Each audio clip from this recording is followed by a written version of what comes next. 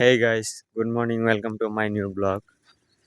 আর এটা হচ্ছে আমার দ্বিতীয় ব্লগ। তো গতকালকার ব্লগটা হয়তো বা আপনারা দেখছেন।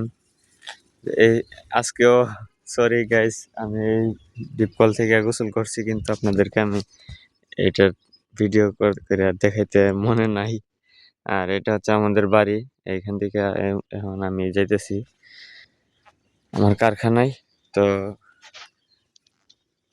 আমার বাড়ি থেকে রাস্তা প্রায় ৬-৭ কানি জমি দূরত্ব আর কি, বন্ধের মাঝখানে।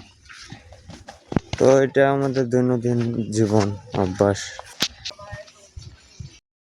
এই যে গাড়ি থেকে গ্যাস নিয়ে নিলাম। তো নতুন গ্যাসের ব্যবসা শুরু করছি আর কি। তো আশা করি আল্লাহর রহমতে আস্তে আস্তে উন্নতির দিক দিয়ে যাবে। তো শুরুর দিক দিয়ে সবারই সবকিছু একটু কষ্ট হয়।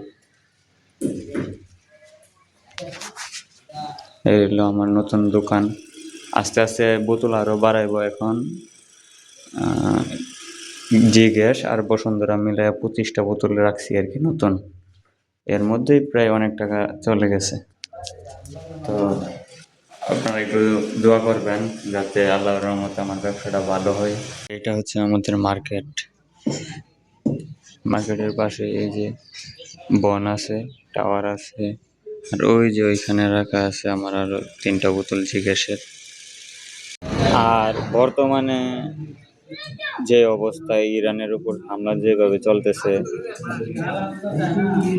আশা করি সব যত মুসলিম কান্ট্রিগুলো আছে, সব মানুষ এবং মুসলিম যত নাগরিক আছে সবাই হয়তো বা ইরানকে সাপোর্ট করবে। আল্লাহর রহমতে ইরান বিজয় হবে আশা করি। আল্লাহ ভরসা, দেখা যাক সামনে কি হয়। এবং আপনারাও যতটুকু পারেন, যেভাবে পারেন আল্লাহর কাছে দোয়া করবেন যাতে ইরান সহি সালামত এবং ইরানের মানুষগুলো যাতে সহি সালামতে থাকে।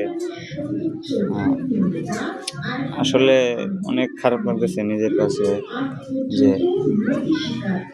তারপরে যে ইরানের যে ধর্মীয় নেতা হামিমি, উনিও তো নিউজের মাধ্যমে শোনা যাইতেছে আর কি যে ইন্তেকাল করছেন, মারা গেছেন। তো এটা এখনো সত্যি কি না, আবার কিছু কিছু নিউজের মধ্যে আসতেছে উনি মারা যায়নি, এটা আসলে একটা গুজব।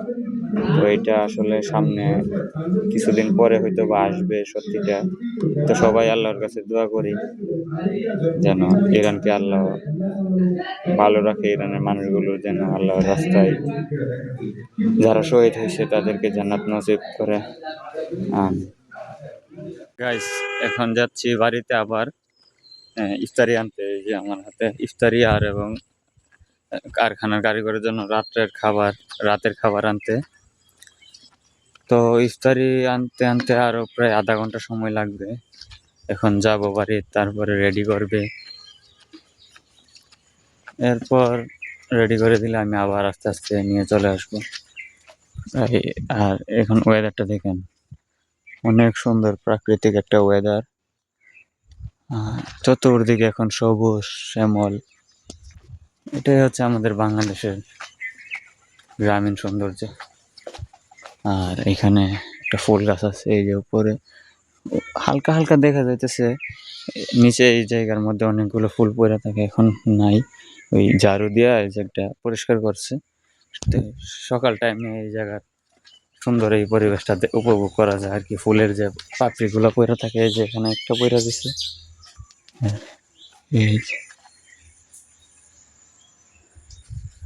তো এখানে দেখানোর মতো আর কোনো কিছু নাই, তো যাই বাড়ির দিকে। ওয়েদার জোস।